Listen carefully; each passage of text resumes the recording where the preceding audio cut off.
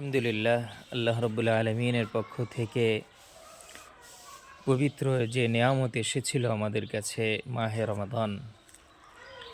এ রমজান তো আল্লাহ রব্বুল আলমিন আমাদেরকে দিয়েছেন যেন আমরা মুত্তাকি হতে পারি, যেন আমরা আল্লাহ পাকের মাহবুব হতে পারি, যেন আমরা গুনাহকে ছাড়ার অভ্যাস করে নিতে পারি।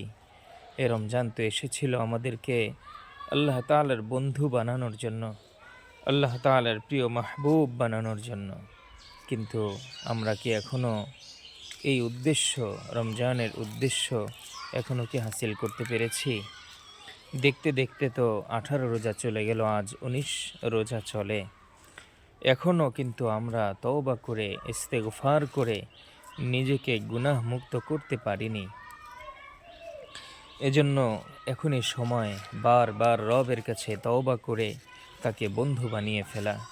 এখনই সময় তাকে মাহবুব হিসেবে গ্রহণ করা।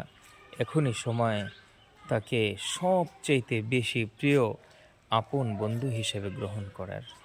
যদি তা না করতে পারি, একটা বিষয় তো সকলেরই জানে, সকলেই এটা মানেও, একটা সময় দুনিয়া থেকে কিন্তু সবারই চলে যেতে হবে।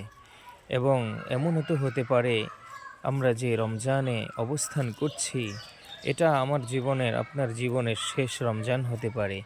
কিন্তু যদি আর রমজান না পাই, তাহলে কিভাবে নিজের জীবনের গুনাহকে ক্ষমা করানোর ফিকির করতে পারি? এজন্য আল্লাহ পাক তো রমজান দিয়েছেন যেন নিজের গুনাহকে ক্ষমা করাইতে পারি, যেন নিজের জীবনের গুনাহগুলোকে মুছে দিয়ে মুত্তাকি হতে পারি। এটাই সুবর্ণ সুযোগ আল্লাহ পাক দিয়েছেন। এই জন্য জীবনের শেষ রমজান মনে করে আর দেরি না করে এখনই তওবা করার সময়। এই কথাটা সবাই জানি যে একদিন চলে যেতেই হবে। যদি দুনিয়ার ভিতরে থেকেই আল্লাহ পাককে বন্ধু বানিয়ে যেতে না পারি, আল্লাহ রাব্বুল আলামিনকে যদি প্রিয় মাহবুব বানিয়ে যেতে না পারি, তাহলে কিন্তু আমাদেরকে ওই একা নির্জন কবরে কিন্তু একাই থাকতে হবে। সেখানে কিন্তু আল্লাহ পাক আমাদের বন্ধু হবেন না। আর যদি আমরা দুনিয়ায় থেকেই আল্লাহ রাব্বুল আলামিনকে বন্ধু বানিয়ে যেতে পারি, আল্লাহ রাব্বুল আলামিনকে মাহবুব এবং প্রিয় বানিয়ে যেতে পারি, তাহলে সেদিন কবরে আর একা থাকতে হবে না। সেদিন আমার আপনার সঙ্গী হয়ে আমাদের পাশে থাকবেন আল্লাহ পাক রব্বুল আলামিন।